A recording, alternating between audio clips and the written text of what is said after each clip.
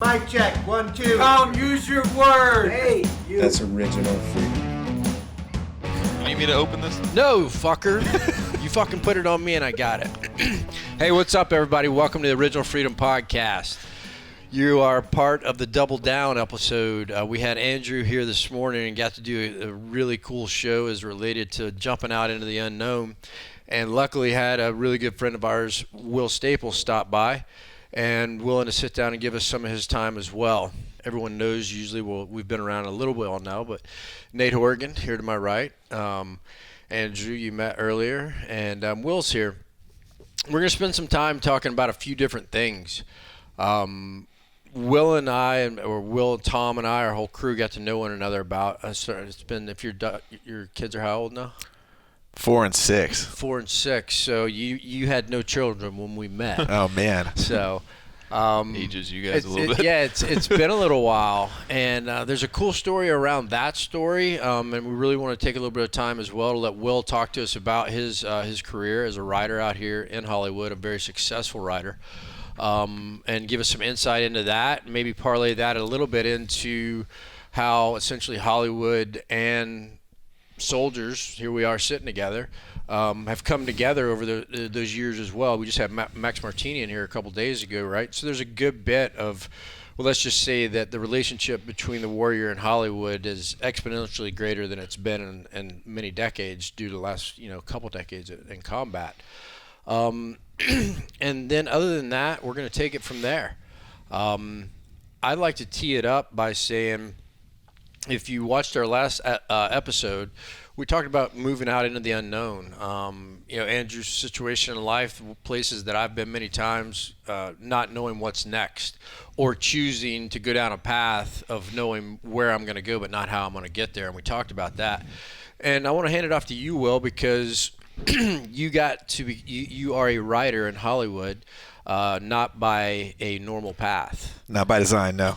Right on. So tell us a little bit about how that happened. Yeah, so I came out of college in 2000, height of the tech boom sort of thing, and had a degree in politics and economics, and took a job in investment banking, which, if you know me, was not necessarily the best fit for my personality. Gotcha. So after about a year, packed up a U-Haul, came down to LA and decided I wanted to take a swing at being a screenwriter. I had always loved movies growing up and sort of knew if I didn't try to take a swing at it then, it would probably never happen. And so went from being somebody who had an assistant to being an assistant, and spent about a year fetching coffee, living on canned sardines and that sort of thing. And the good thing I had going for me is that I knew that I didn't know anything. Since I didn't have a film degree, I'd never taken creative writing classes or anything like that. So I think that ended up helping me a lot. Fear and hunger are a powerful motivator. And Yep. so just, soaked up everything I could, would talk to anybody who'd give me advice, and just started writing like crazy. The best advice I got was that everything you write will be better than the last thing, and the only way you'll get great is by doing it a ton. And so hopefully at some point that'll happen, but in the meantime, it's just still trying to get better. Right on. So how many years ago was that? So I came down the week of September 11th, 2001. So that was my first week on the job, and then booked my first movie job in 2003, and I've been writing professionally full-time for the last 15 years. Wow. Awesome. So I know we talked earlier that there's stuff you have in progress that you can't talk about for obvious reasons, but what can you share with the folks listening as far as movies you've been involved with, or actors that you've worked closely with, or other writers, things of that nature? Yeah, absolutely. So I work in movies, TV, video games, and I'm writing my first novel right now. On the movie side, work with just about everyone. I've worked on the Mission Impossible franchise. I'm doing an animal trafficking movie right now with Leonardo DiCaprio. A thing set in the Congo for Ben Affleck, things like that. On the TV side, most recently I was a writer-producer on Shooter, the USA show, and I'm creating the show The Right Stuff, based on the Tom Wolfe book for Nat Geo right now. And on the game side, I've worked on the Call of Duty franchise. I wrote Modern Warfare 3, that Call of Duty game, and worked on the story for Advanced Warfare. And then a bunch of other video games, like worked on the Rainbow Six franchise and Need for Speed and stuff like that. Not doing so much video game stuff these days, mostly film and TV. Boom. That's epic, right? And he's just, he couldn't have, and he had no idea what we talked about earlier today either, right? And he talked about that transformation process, 100%, that reinvention process of going back from having an assistant to being an assistant. Because literally what we were talking about, it's like being willing to start over means being willing to fucking start over, means at the bottom. Yeah, it's funny though how like being bad at things can be addictive. Like, writing my first book right now, it's funny to go back to where I was as a screenwriter 15 years ago and realizing I don't know anything about writing a book, and I'm making all sorts of rookie mistakes as I'm writing it. And having been through that process and come out the other side stronger for it, rather than being fearful about it, I find it really exhilarating. And it's exciting to have a learning curve that's that steep in something, Well, there's that, and the other point that you made, as far as it's the I don't know any better point.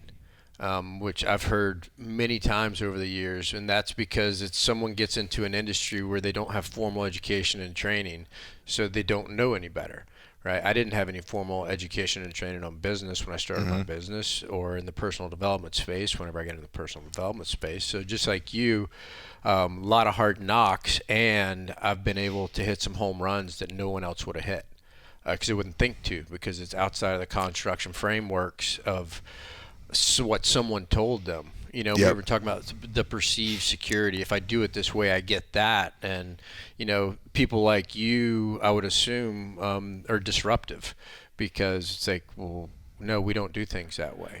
Yeah, I mean, the best advice I got when I was starting out was that, the three things that go into a successful writing career, talent, luck, and hard work, and you only control one of those.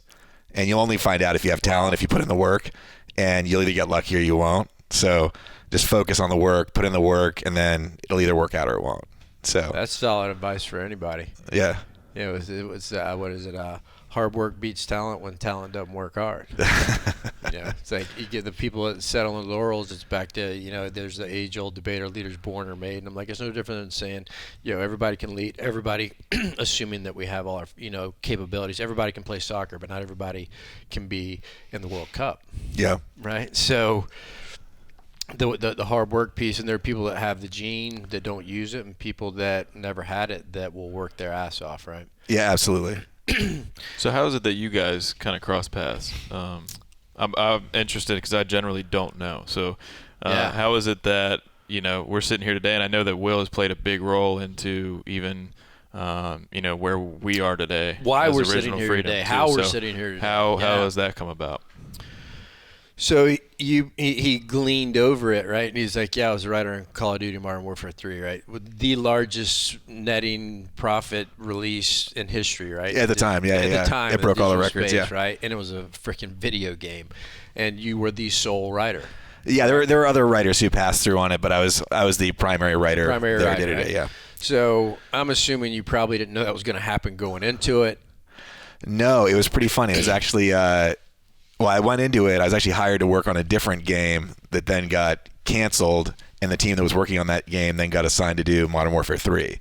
And the irony is the only reason I had taken on the other game was because I was such a huge Modern Warfare fan that I was like, even if I can't write Modern Warfare, I'll work on this other bootleg thing that they're doing. Wow. And so I signed on for that, and then like, actually, can we move your contract over just to work on Modern Warfare 3? And for me, as a huge fan of the franchise, that would be like getting to write the next Star Wars movie or something. I mean, that was... When I first played those games, it was extremely eye-opening for me because the level of verisimilitude in those, there was just so much research that they put into those games, and to see, what a contemporary war would look like brought to life fictionally on screen. Sure. Nobody in Hollywood was doing that. And so as somebody working in Hollywood, I was like, oh my God, like these people are telling the story the way it should be told, and I would love to be telling that story too. And so before that, I had just been working on like historical dramas and things. And then through that, because I was such a research junkie on those projects, I sort of took that process with Modern Warfare 3. And when I was hired, they didn't have any Spec Ops advisors, and they were doing a Spec Ops story. Yeah. So that was how I got to know our good mutual friend, Tom Greer. Yep. I had seen his interview on 60 Minutes and was like, oh my God, if anybody could advise on this, he'd be the ultimate guy. And so I fished around and found out that when he published his book, he had a t-shirt contest, and he had some Yahoo address from like 2 years ago that if you email this Yahoo address, you could, get it on this t-shirt contest. So I emailed the address, and I was like, hey man, like total shot in the dark, but like I'm doing this game, and if there's any way you talk to me about it, we're looking to bring somebody on. And so he wrote back, he's like, I don't trust you Hollywood people. This is a bunch of BS. Like, but I gather people really like your game, so I'll talk to you. So he flew out, we hit it off, and then he and I became good friends. And he didn't have any interest in doing any more Hollywood things after that. He just wanted to work on that one game. But as a result of that, because of our relationship, he started introducing me to other people in his world who he thought would be good relationships to have. And so that first relationship then tentacled out, obviously, to meeting you and your brother, and a bunch more people from there. And subsequently, my movie writing then transformed as a result of that. And about half the stuff I do now is espionage, spec ops, action stuff, and the other half is still like fancy dramas and things like that about social issues. So back to how did we meet? So I'll give you kind of my side of that story, right? So Tom Greer was Tom Spooner, my brother. There's a lot of Toms, so on and so forth, but was his first troop commander. And so after I had gotten out, and I didn't know Tom Greer at the time, he had, when I got to unit, whatever, we didn't really cross paths. And unfortunately, by the way, Tom passed away. And I know that Will and I sit here and talk about him with no other intent than to honor that dude. Because what an amazing just human being. Yeah, absolutely. Right? An epic dad, epic husband, epic freaking warrior. Actually did some stuff that I would say he got a lot of shit for, that really, truth be told, was nothing more than truly courageous aspects of who he was. At least he had my respect, and because of him and his desire to help people, and he did that for folks that got out, right? I had gotten out and Tom was on his way out. And because of Tom Greer, not just to you, he was literally the one point of the entrance to all the success that me and Tom Spooner both have had in business. Wow. Everything. One guy. Because he got me into consulting in the nuclear power industry, which we used to pay a lot of bills. And then he called us. Now let's take it back to your question, how did we meet? He called Tom and I and said, hey, I consulted on this video game, little one called Call of Duty Modern Warfare. And the writer's a cool dude. He's a friend of mine now, and he's got some friends, and they just want to hang out and shoot guns and do cool shit. So Tom and I have not too many nickels to rub together at the time, and we're like, this ain't free, first off. And he's like, okay, they know they got to pay, but they're not going to pay what I know you want to pay. I'm like, all right, fuck, what can they do? And we pretty much broker as fair a deal as we could, to where we got a little profit and a little scratch. And these guys fly into Rock Castle Shooting Center, Park Mammoth Resorts, Kentucky. Nate Noble, and we do a 3-day Shrub Fest with these guys. So they show up, and we literally just forged this immediate friendship with these cats who are nothing like us. Just totally 180 out. And that event was really cool because for many reasons. One was that Brian Anderson, who was a triple amputee and a friend of ours, had published a book not too long prior called The Point of No Return, and that's what we were talking to Max about. Gary Sinise wrote the foreword to it. It was super successful, and Brian and I had met because my book had just been published, and Nick and Nate had given Brian a copy of my book, and vice versa. So literally we meet over the phone, have a good talk, and we knew we had this, we used to call them fun and guns back there for them, because they weren't coming for leadership development, personal development. They were coming to fun and gun. Research. Research, yeah. Whatever you put on your taxes is between you and your accountant, bro. I run my own business too. Research is important. We were conducting research, for the record, if there's any IRS agents out there. And that's what we did, is just got to know them. Right? A writer, a couple writers, Toby managed talent. Yep. Right? And we invited Brian to come hang out with us. And this was kind of a social orchestration that they didn't get a vote in. there were two different things you guys didn't get a vote in. One was that y'all were going to hang out with a triple amputee. Yep. And they didn't know it.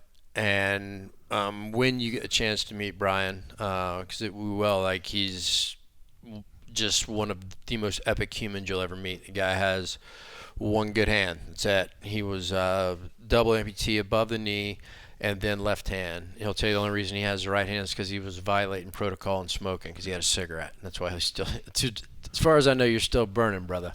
I don't blame you. And Brian was going to hang out with us, and we literally did that for two reasons. One, because I wanted to meet Brian, but it was two, is to let folks that live in a world that's really in a bubble, not by design. It just is that way, right? I mean, we're here in SoCal. It's SoCal. Spend time with someone who is now living life that way and learn and get to a point to see Brian, not see someone with one limb. Right, and when you get to meet him, you'll see it. It's just brilliant. He's like, "Hey, what the fuck? What's up?" He just light up smoke, grab a beer. He was a gymnast, amazing. I've watched that guy come out of a chair into a handstand and then put his amputated sections up there, just like plop, boop. He's brilliant, right? And so that was a cool thing that happened, right? Yeah. He ran circles around us in the 3-gun too. He kicked their ass, by the way. We let Joe DeBurgalis push him in a wheelchair, and we set up a full stage of 3-gun, and he fucking beat every one of them. Oh yeah, smoked us. He was great. Yeah, then we became good friends. We hung out here a bunch and stuff. Yeah, man. Yeah. How was that though, as just from your perspective, right? From the moment of like, hey, meet Brian, he's gonna hang out and shoot with us, like. Yeah, I mean, he's a great dude. I mean, I think to your point, it's like bridging the civ mil divide is really important, and ideally, like, you know, that's something that we can do on a very superficial level with movies and games and things that sort of expose that culture, but there's no substitute for just getting to know people and making friends and things like that. And I mean, obviously, like, we live in a time where it does feel like, even if you're not talking about political divides, there are two Americas. There are the Americans who are serving in the military and the Americans who aren't, and things like that. And it's really hard to bridge that gap. And I think, you know, especially as a writer, it's extremely important if you're going to try and tell stories about people to understand who those people are. Yeah. And then, you know, on a more selfish personal level, it's just great to make great friends, you know, and meet quality people that you want to hang out with. And so, yeah, I mean, Brian's as great as they make them. Yeah, I mean, dude, Brian has his pilot's license. He snowboards, he skateboards, he surfs, he doesn't. I mean, yeah, he has. And he's also a big part of the development in the wheelchair industry and a couple big nonprofits. At any rate, Brian, we want you on the show. We'll get there. So we met and hung out and shot for a few days. And if I could, I'd like to segue into another thing you guys didn't get a vote in, which was, you know, you and Tom did a podcast, and he talked about the veteran experience, right, and the power of healing through warriors telling their stories to society and not other veterans for the sake of unburdening the load. And our very first one Tom talked about was in that cave up in Kentucky, and so the second time we did it was with these cats, their crew, and anyone else we could get. And what we didn't know and you didn't know is we were literally figuring out and starting something that would go on to be part of healing massive amounts of people. Mm-hmm.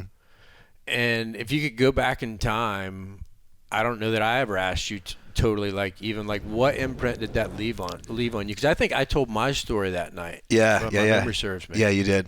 Yeah, I think the imprint it left on me, and I think it's interesting bringing it up in the context of the fact that we just had an election, is that, like, as a citizen in a democracy, you know, we elect people to make decisions on behalf of society, and those decisions have consequences. In our personal life, we make decisions all the time, and we deal with those consequences directly, yet we elect people who choose to engage in conflicts, and we send people to engage in those conflicts on our behalf, and we don't live with the consequences of that. And I think it's really important as American citizens that we participate in the consequences of that, and not that we should feel bad or sorry for people, but we should understand what we as a society sent them to do, and we should ideally take as much of that burden on as we can, you know, and obviously participate in the healing process if there's a role for us to play, you know. And I think that was the really profound transformation for me coming out of that was feeling a real sense of duty and responsibility and culpability with you and your brother as people who had done things on behalf of me as a citizen, whether I made the decisions or not, Yeah, man, that was pretty awesome little bow you put on that. It kind of gave you a whole new perspective on, absolutely. on the veterans, maybe or the warrior's role in society and how it relates to how America has become divided. Yeah. It's just a fact, right? And that's a byproduct to me of this triad, as you talked about, right? Society, the government, and the warrior. Yeah. Right. And then what gets forgotten is that these folks elected these folks, and then it's like, how the fuck are you going to have any judgment over here? Yeah. Right. And then there's folks take that to extreme. Oh, so you're just mindless? Oh, fucking mindless, right? It's back to having the conversation. Yeah. Around what reality is. Right. But we can only defend ourselves if we have a functioning chain of command. The chain of command ends with civilian elected officials, and we elect those officials. And so ultimately we have a direct line of responsibility to the things that we send people to do and to taking care of the consequences of those actions. Right. And the consequences that, I know you're talking about, right, is taking care of folks after the war, after they come home, when they're done. Right. Well, you guys engage in really emotionally traumatic and physically traumatic activities, that's sort of the nature of the job. And for us to not acknowledge that is going to come home with you and be something that we all need to participate in helping out with is irresponsible on our parts if we don't feel that. Right on. Yeah, it's cool to have been able to be able to look back and go, wow, look what that turned into. I mean, that Tom uses that at Warrior's Heart. We used it. I've got a buddy, Kelly, that was going through a lot. Literally took him in that same cave. He told his story and left there lighter and gave him the entry point into greater healing. Yeah, and it seems like there's also oftentimes an instinct on the part of the warrior to not want to burden society. Sure. With their stuff. It's like, I chose this job. I went off to do these things. You don't have to wear that. And that, that also increases the divide. So I think you guys choosing to open up and bridge that gap definitely started a conversation that for me has been going on ever since. Right. And so let's take it to the light side of that relationship and really parlays. I'm not going to go deep into what I've coined as the cycle of freedom, which is what we lack right now is overall reverence for all aspects of this cycle of freedom that we have created, that we have as a society, and everyone has a role in it. And it's not so much as it's getting out of the judgment. It's like, okay, if you hadn't have been following your own passion, right? Right. Following your own heart, you wouldn't have been in the position that you're in right now, which literally led to me being able to have a successful business. Right. Right. And I don't say that tongue in cheek. I'm a connect the dots guy. Like everything, I believe everything happens for a reason. There's a purpose in all things, and it's my job in life to assign that purpose. Right. So one of the purposes in meeting you was that I met Jeremy. Right. Your best friend, who said, let's get back to saying yes when you're in times of the unknown. Say yes. Jeremy says, you need to meet my mentor. I say, yes, I'll meet anybody. And so his mentor, right, worked for Steve Jobs at Apple. One of the board members there was this chief talent officer for, at JCPenney for Ron Johnson at the time. And I'm like, yeah, I'd like to meet that guy, right? And then Dan walked me in, got me, a first pitch with Red Bull, just all comes back to right here, right? Saying yes. And that's the light and really cool side of our story is that you played that role in it, right? If I hadn't, right. I mean, you invited us to come out to LA. It's like, all right, cool, let's go. You meet more people. That was Tom and I's line back then. It was just like, hey, let's go meet people. And literally over 6 years, right, to the point of for me, a massively successful consulting company. We're getting ready to launch our first digital product. We're sitting here in SoCal podcasting at a house on the beach. Yeah. You're writing for magnificently successful people, had huge success, 2 kids, like, boom, man. Yeah, and I think the other part of it, for me is like you and I have never worked together professionally on anything since then. That was never what it was about. And I think like part of it is that like you put yourself out there and, you make a lot of great friends along the way. And that's its own reward. And that's obviously more important than any of the other stuff. And it's like, for me, it's like I I love putting myself out there. In my research, I go very far down the rabbit hole, and it's like my son is named after somebody that I met on a research trip, on a random project that I took on, and it's one of my best friends. It's coming to town tomorrow. It's like those funny connections that you make, and some of them lead to great business opportunities, and some are just friendships, and arguably the latter have a more meaningful impact on your life. Yeah. Yeah. So Will, just to like bring it back to even a little bit more about your story. Why writing? Like even to take it back to like the passion of it. You said you were a big movie buff, or really loved cinema and that kind of thing. Like why writing, and then why is that still even? It's cool to hear that it branched out even into now like novel form. Yeah. Where'd that come from? It's funny. It's like those things that you couldn't see looking forward in life, but in looking back, I think it makes sense. Like as a kid, I always loved telling stories. My hobby since I was 8 years old until today has always been doing magic and things like that, which, every magic trick is its own little narrative. And then like I, by nature, am a serial hobbyist. Like I'm not somebody who is like the best at one thing, but like I sail boats, I do the guns with you guys, and magic, and I'm a pretty competent tiki bartender, and all sorts of various things like that. Yeah, it's like jack of all trades. And so I think for me with writing, it's very much suited to that personality type, and that I get to drop into a world, try and develop a level of mastery and competence in that world, so that I can write people who live in that world, and then you let it go, and then you go into something new. And so, at any given time, I might be working on something about the deep web, and it's like working with crypto anarchists and people like that, trying to understand the vernacular of what they do. And then you're writing a true story about special operations in the 80s, and you're like, okay, how did people speak? Everything like that.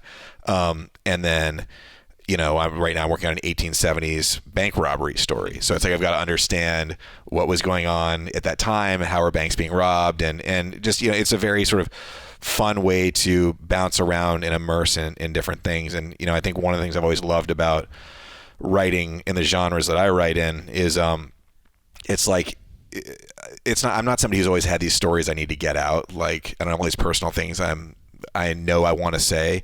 It's more like falling in love. It's like I don't know what I want to write next until that thing comes along, and then you realize that something about that has always been in you that you wanted to connect with. And so right now I'm working on like the right stuff, and that's about the Mercury program, obviously, where it's like we were at a point where America was getting beaten up every day by the Russians, and there was a sense that we as a nation were a nation in decline, and that we were no longer capable of great things. And then yet we as a nation banded together and pulled off what would ultimately become mankind's greatest feat, which was the moon landing. And so, for me, looking at where we are as a country right now, and the sense that we have these questions about whether our best days are behind us or in front of us, writing a story about a time when people felt that way and how they pulled through it, I can connect with on a very personal level. And so, and similarly, it's like I was working on this mercenary story set in the Congo for Ben Affleck, and it was about a character who was, struggling with his own obsolescence and things like that. And like, obviously, as a father and somebody who's reaching a certain point in my life, it's like you start to say like, oh, what can I explore about myself in these characters? And so, it would probably be too much to say that it's therapeutic for me, but I really just love that process of getting to dive and explore different aspects of myself and different aspects of the world. And I'm also a total junkie for the adventure of it. I mean, like I was in the in March, I was in the North Pole with the Navy doing submarine exercises. Last month I was in Florida with Air Force Spec Ops. When I was doing the animal trafficking project, I spent a month on the road in 8 different countries buying and selling animal parts, learning how animals were trafficked on the black market.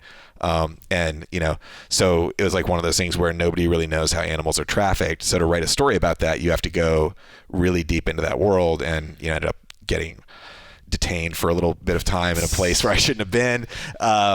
And, I think for me that's always been really exciting. And it was part of the excitement of working on the special operations stuff is I just didn't know anything about that world going into it. And then going and learning the language, learning how people move and operate, learning what people care about, what they really motivate.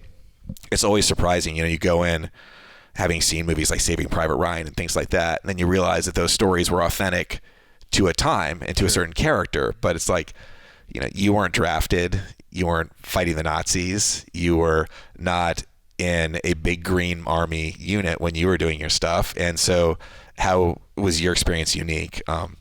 And not to go on and on, but I think one thing that I've found, man, it's good stuff. Go, brother. One thing I found in my writing is like the ideally storytelling is about truth, right? Like we tell stories so that we can reach some essential truth about some experience. And I find that like for me it's not about the facts, but the research leads to facts, and you can't have truth without facts. So it's like you do all the research, you gather all the facts, you formulate an opinion about the truth, and then you let go of the research and the facts and try and explore that truth that's based on facts, because ultimately I'm not making documentaries, but if I'm writing a character who is experiencing things like what you've experienced, the only way to write that character is to understand the facts of what you and your brother and other folks have experienced, and then try and compile that, or distill it rather, into something essential that you want to explore.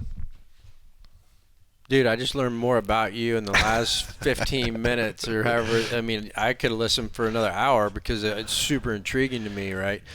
And I think if you heard anything, you talked to a guy who was an investment banker who's a super passionate storyteller, right? And he followed that passion. That's just badass.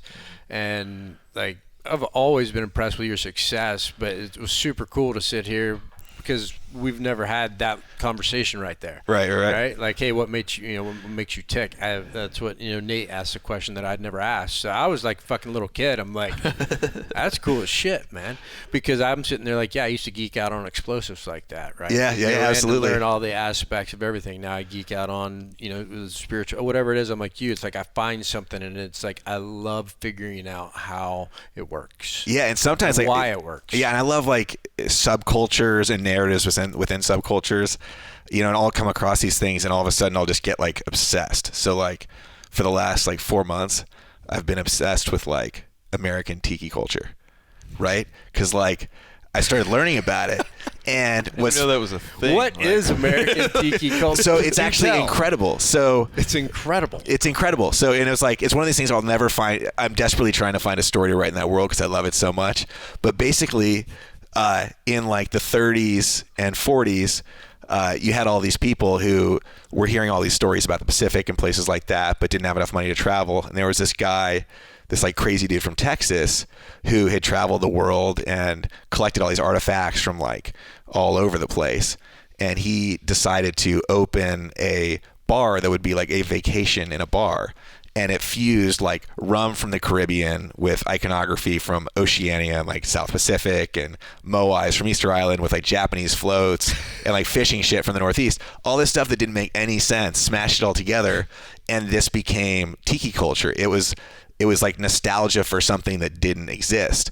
And he legally changed his name to Don Beach, called his bar Don the Beachcombers, and invented all these drinks that were like drinks that he thought if you were in a tropical place you should be drinking, but that didn't exist in these tropical places because all the rum was in the Caribbean and all the fruit was in the Pacific that he was like using and stuff. So he just fabricated the shit out of nowhere.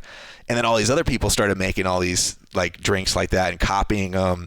And he had Chinese food, so they had to have Chinese food. No reason to have Chinese food at a tiki bar, but why not? So they all started copying it, and then all of a sudden people were going to Hawaii and being like, wait a minute, there's no Mai Tais here. Like, well, yeah, well, the Mai Tai was invented in California. Like, all this stuff was from California.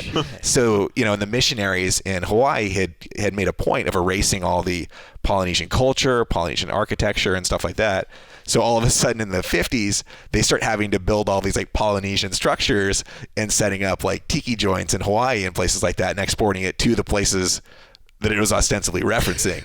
So I just love the idea that you had this whole like crazy culture, and like all the music was like this weird white guy bachelor pad music. It was all like, it was all like Stone Age adventures for the space age generation. And, so I got like super deep into it, like way of all about it. And so this sounds like it should be a series, by the way. I know. I'm tiki, I mean, if you merge 90210 with tiki culture, what would you have? Yes. Right? Yeah. You taught me that. I think that's the Hollywood thing. Will taught me that.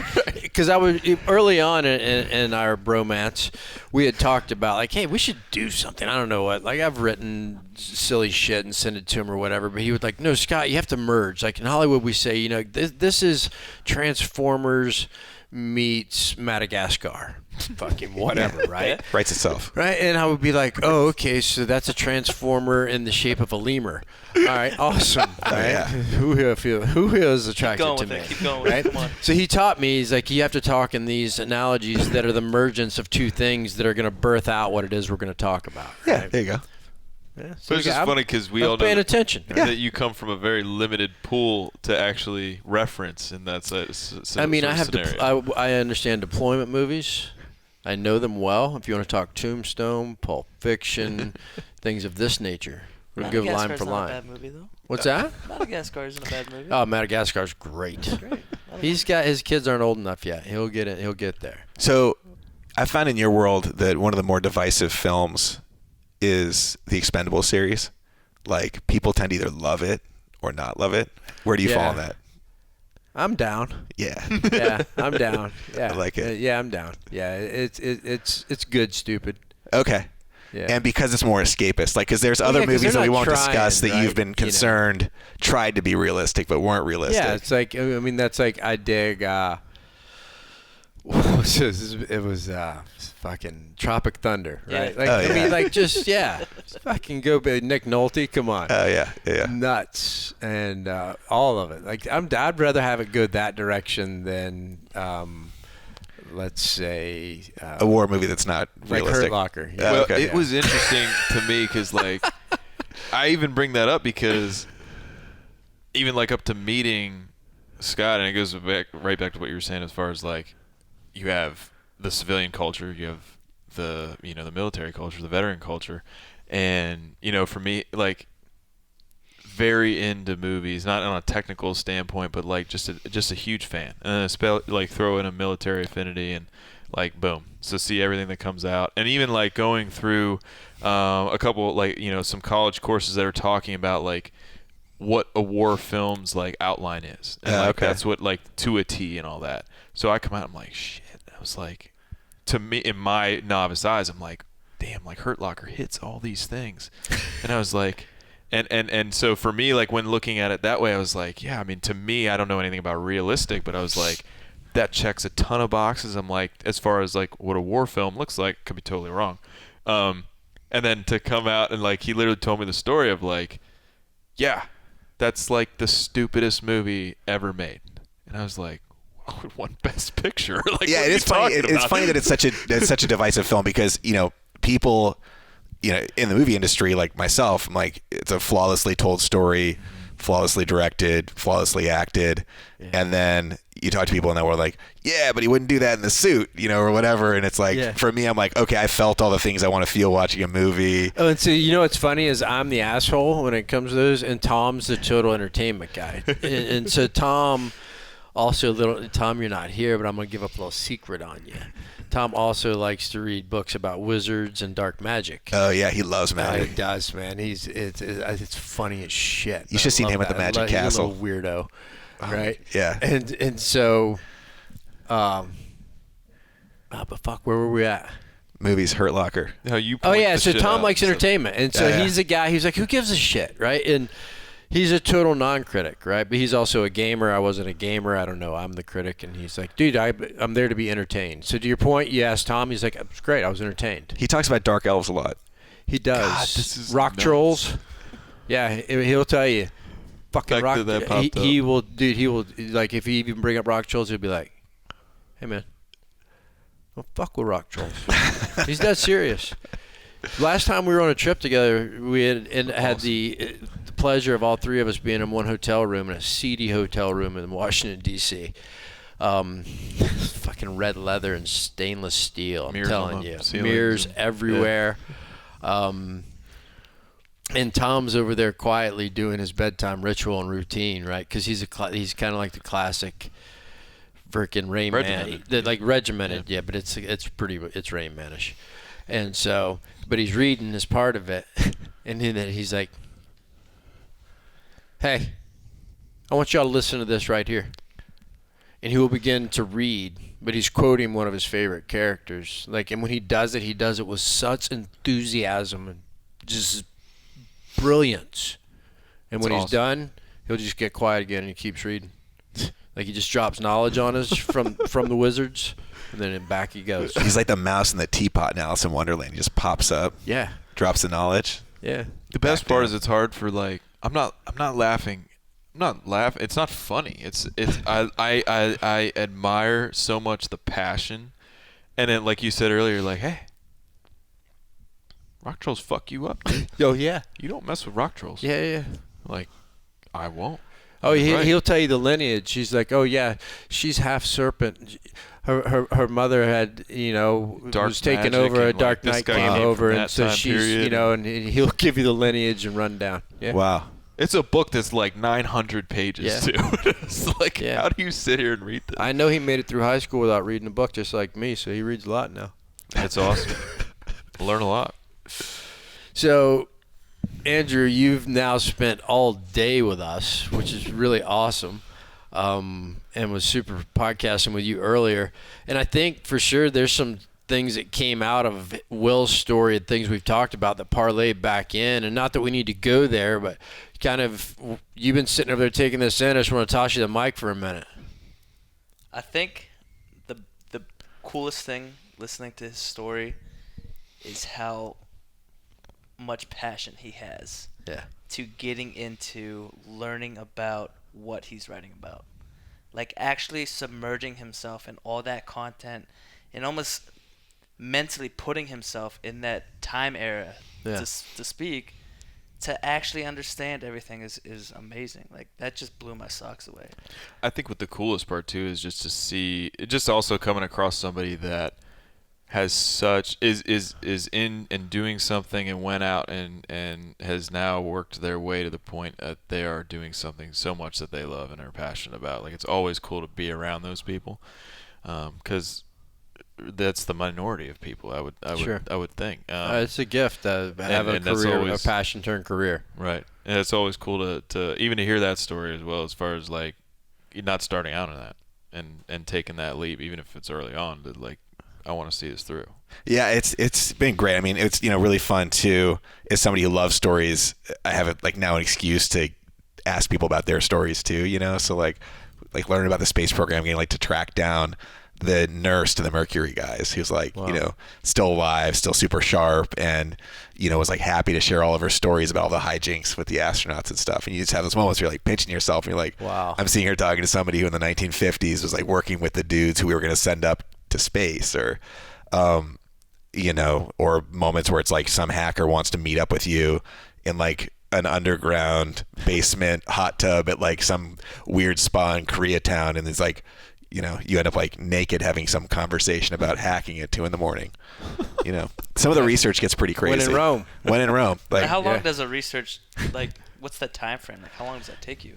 Yeah, I mean, it depends on the thing. I mean, if it's doing a fictional special operations story now, I'm sort of online with that. I know how to tell stories in that world. Usually that's old hat for Will. Oh, it's old hat. In my sleep. But if it's some new world, especially a world that's really a specific subculture with its own vernacular, it usually takes me about a month. I mean, the animal thing, I spent 30 days on the road in northern Thailand, the Golden Triangle area of Myanmar and Laos. I was in Hanoi, Macau, Hong Kong, doing anti-poaching operations in Mozambique and South Africa. Just because you're trying to write people that live in a very specific world, and if you don't tell those stories right, what's the point of telling them? Because the whole point is to expose an issue. So yeah, it usually takes about a month. Some can take longer though if it's something that's really inaccessible or something really sprawling. Yeah, I was about to ask what was the biggest struggle you had to connect with? As far as the topic. The one where I was the most lost was the animal thing, because it was one of those things where I got hired. There were these 3 actors who wanted to produce a movie to star in together because they were all really passionate about the issue, and I came on to do it, and then realized very quickly that that with animals, so animal trafficking is like narcotics, where production happens in the third world distribution happens in the second world and consumption happens in the first world. With drugs, we know about coke being grown in South America. We know that distribution happens in Mexico, and we know that it's purchased in, LA and New York, wherever. Hermosa Beach. And I don't know. Hypothetically speaking, I'm sure. Well, yeah, and, out a time or two here. I'm sure that happens. But with animals, once I was hired, I was like, okay, there's no, because it's not a law enforcement priority. There's very little known about it. So we've seen a bunch of like great National Geographic magazines about like sad animals being slaughtered in Africa. You've seen stories about animals in markets in China, like the animal parts there. But that's like if all you knew about cocaine was South America and North America and you didn't know about the cartels in Mexico, you would be missing the biggest piece of the story. And it was the same thing with animals. And it turns out that all the transshipment points are in, mostly in the Golden Triangle and Vietnam. And because, if you think about it, you have stuff coming from Africa and ending up in Asia. That's like not just a big geographic divide, but a cultural divide and a language divide. So how is it getting from A to B? Right. And that was like a really challenging connection to understand. And so, it involved everything from like going into warlord controlled regions of Myanmar and buying rhino horn chunks and then sending those chunks to a lab in South Africa in Pretoria where this woman has like DNA samples from every rhino that's been killed in South Africa and actually matching the samples to the individual rhinos that were killed and knowing when it was killed and somehow in 5 days it made it to this place. And so, a lot of it was just trying to understand that world. And then the one that took the most time was this, the Right Stuff, the space story, just because it's such a big story and it's a story that a lot of people have a lot invested in terms of their own curiosity about, their passion. It's a very technical world. So, that one is like flying to Cape Canaveral to go to launches and meeting with astronauts, going to Houston and meeting with astronauts there, going all over to Edwards Air Force Base and meeting with all the test pilots. You have to understand test pilot culture, and then meeting all the survivors of that era. And then also just trying to, talk to people who were alive then and, why did this story matter to you? Why did you care? And, as always, the truth is always like so much stranger than fiction. You get into these things and people just start telling you these like crazy stories. And most of the time you're like, I bet the nurse had some good ones. She had some amazing ones. She had some really good ones. One of the amazing moments she was talking about was like, so, she was the only woman at the Cape when they were opening up astronaut operations in Cape Canaveral. And so, here she was with these guys and she had such a close relationship with them and she would fight with like cats and dogs with these guys. They were all these like very alpha male dudes. Some of them had sort of misogynistic streaks. Sure. And she, wouldn't take their crap. But when the surgeons would come in, these guys were heroes. They were gods to them. And so the surgeons would like go to draw blood and their hands would be shaking because they'd be so nervous. They'd be like, oh my God, this is Alan Shepard. Like I'm drawing Alan Shepard's blood. And they'd be like, no, get Dee O'Hara back in here because she's the only one with a steady hand because she didn't care. Yeah. And, those sorts of fun things. Beautiful. And like, they were always pranking each other. And, she told this like a beautiful story about how when Shepard went to space and became the first American in outer space, he came back down, splashes down in the Caribbean, and obviously the first thing they have to do is like all the medical checkouts and stuff like that. And so there was this like myth that this guy was off partying and celebrating and doing all this stuff because that's what America was doing.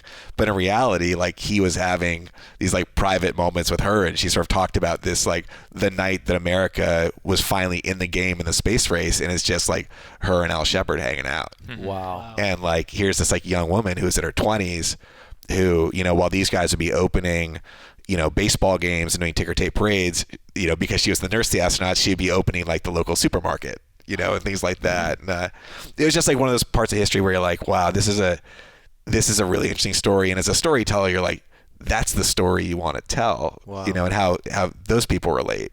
Because I'm not interested in the myths. I'm more interested in the myth making and like, what was the story behind the story, and not any sort of like hatchet job, but like, people are people, and what's beneath all that. And I think that was what also attracted me to Tom Wolfe's book when I was trying to put together the TV project based on it, is that his book was very much about the myth making of the American astronaut and the idea that it was our first reality show, and the idea that we created these celebrities. We called them astronauts. We put them on the cover of Life magazine before they ever did anything. And we put all of our hopes and dreams in these people and made them these larger-than-life guys who in reality were just test pilots who were going through a barrage of tests and had never done anything to earn that fame. And I think that was something else. I know I'm going way off on a tangent, but that connected me to that story. That's cool, though. Now that we live in a reality culture, it's like, how can you tell a story in the past and connect to the present? And we live in a culture where everybody wants to be famous for being famous.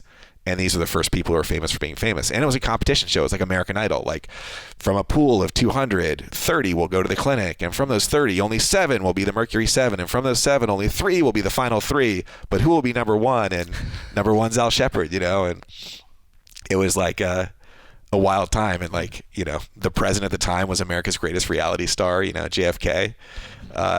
Somebody who understood how to navigate fame. And, I just find that those ways that history repeats itself really exciting to explore. But yeah, so that one was just a monster to get into. There you go, man. So no one was planning on it, but we got a little bit of a history lesson. We've got a writing lesson. We've got a lesson in how to conduct research at a badass level, for real, right? The other thing that's funny about the research is you were talking about how these relationships end up like you meet so-and-so and then you just never know, but you have to put yourself out there. I mean, for me, that's like the research. That's what, it's like, I wouldn't be into tiki bars if I hadn't been researching the right stuff. And I got hired to do like a thing set in the Congo. And then I was out at like a shooting range with some Spec Ops buddies. And they were and we saw some dude in shorts and sandals, shooting at the end of the range. And I was like, that guy's dangerous. We got to talk to him. It turned out he was like this crazy Australian guy who was doing anti-poaching stuff in Africa. And I was like, oh my God, I'm actually doing a story set there right now. Can you help me out? And he's like, yeah, sure. And I was like, where are you staying when you're in town? And he had just started this organization, the International Anti-Poaching Foundation. This was like 6 years ago, which is now a huge nonprofit helping animals. Nice. But at the time, he was just starting out. He had sold a bunch of property. He had been like Australian Special Forces and a mercenary, and then gave it all up, became a vegan, and was like, I'm going to help the animals. It's like, where are you staying? And he's like, I'm staying at a hostel on Hollywood Boulevard. And I was like, oh man, fuck that. Like, my wife's out of town, come stay at my house.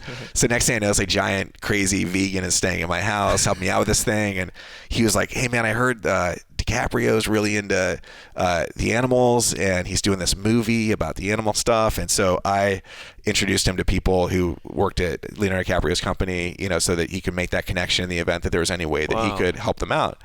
And they were like, actually, we have an intention of doing this project, but we don't have a script or a writer. And he's like, oh, this guy Will I know knows more about this stuff than anyone. So then I went in and met with them. Then they hired me, and of course I do nothing about animals. So then it was like, had to go and do the animal trafficking research, and that's Damien, who my son is named after. Wow. I'll be damned. Yeah, so it's like funny small world, and we've been like thick as thieves ever since. The one thing that I would ask too is it's super refreshing as someone that loves movies and even not only movies but true stories told, and not necessarily that it's writing true stories, but to write stories that are truthful in the way that they're told, I guess. I mean, would you say that is something would you say that your passion to research and get things right is something that's consistent throughout Hollywood, or that's more on the rare side? I would not. I would say, and I wouldn't say that it makes me superior in any way. I think different people, their passion comes from different places. Like, some people love comic books and the mythological nature of those stories, a sort of larger than life character dynamics, and they're less interested in the texture and verisimilitude and things like that. And so those folks are really well suited to write, superhero things. And when I try and do superhero stuff, I'm like, well, I don't know the physics, and I get really spun out, not connecting with that mode of storytelling.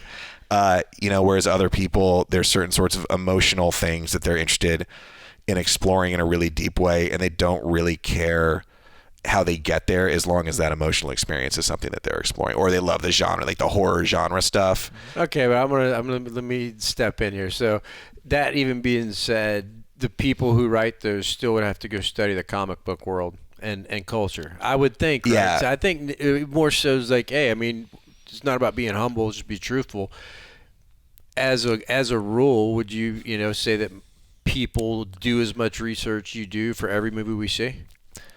Somebody somewhere probably is on each of them. I mean, some writers don't do a ton of research. It's just not their process. It's not how they like to. I mean, like some writers will go and watch every movie that's ever existed in that genre to understand how to tell something in that genre well, and that's their really deep research process. And there are other people for whom it's a more sort of instinctual process, and I think it's for them. It's about sort of searching within themselves for what they want to do, and that's just not my process. I find that I sort of need to just gather all this stuff and then see what emerges from it. It's almost like natural selection, kind of thing. And yeah, so I think a lot of people come at it from different ways. I think the people in general, the people who last are the people who work super hard. I mean, there's a reason that there aren't many. And there's your answer. I mean, like, I mean, really, that's the key, right? Yeah, it's like you go Google your favorite movies and who wrote them. They're all written by people over 40. And it's not because they weren't discovered until then or whatever. There might be one or two exceptions. There's some people who are just like crazy and have some bizarro talent, like Tarantino, who just has his own thing that he's always done. I mean, the outliers, the exception. But for the most part, it's like, yeah, you go and look up who wrote, Saving Private Ryan or any of these movies or Gladiator and things like that. It's like stories that people really love. Unforgiven. It's like these are not like somebody who just showed up and figured it out. They're people who wrote a lot of crap probably for a very long time and then eventually got really good at what they do and are masters of their craft. Yep. I think there's, with writing in particular, people talk a lot about whether somebody's a talented writer or not, and you don't really get that with like special operations or even professional sports. Like somebody's talented in professional sports, but it's not like, oh, he's 13 and talented and we should put him in the pros. Like, oh, he's 13 and maybe with 10 years of hard work, he'll be a great pro or something, And so I think it's always been something that sort of bothered me about the way people perceive the craft of writing, is that there are people who are talented, people who aren't. And it's like, the reality is, if you watch the Academy Awards every year, it's people who've put in the time. Yeah, I have no level of comparison in the way of time, but for me, I love to write. I consider myself a writer now. Yeah. And I'm a guy that started writing 15 years ago. I'm 44, right? Yeah. I wasn't born with it, and I believe I sucked at it. I don't know how good I am now, but I know at one point I sucked, and I don't suck anymore. Yeah, and we'll both be better at it in 5 years than we are now. It's like 100%. Like for me, it's like my only rule for writing is that everything I write has to be better than the last thing. Like that's all. That's I've got that little mechanical bunny, and I want to keep it a little bit in front of me the whole way. I don't want to catch it, And it's exciting. It's a nice challenge. It's nice to be in a profession where you don't ever have to peak. It's like you look at like Cormac McCarthy writing like Blood Meridian and all these like crazy novels and The Road and stuff, and the dude is like definitely a little older than I am, and it's like, okay, yeah, because he's just been getting better and better and better and better and better, and now he's just a monster. Right on. Nate, you gonna take us home? That is. Yeah, that's what I was gonna do. Well, fucking get to it. Awesome. Well, I mean, Will, just really appreciate your time and sharing all that. I think it was fun for all of us. Not only to hear the details of everything, but also to really feel the passion that that you're able to get out of every day. And I know I'd like to thank my good buddy Andrew too for being here and throughout the day and all that. That'll wrap us up for the Original Freedom Podcast. Check us out: Instagram, Facebook, Twitter at BOGFree, and our website at ogfree.com. Thanks for joining us here again, and we'll see you again next time.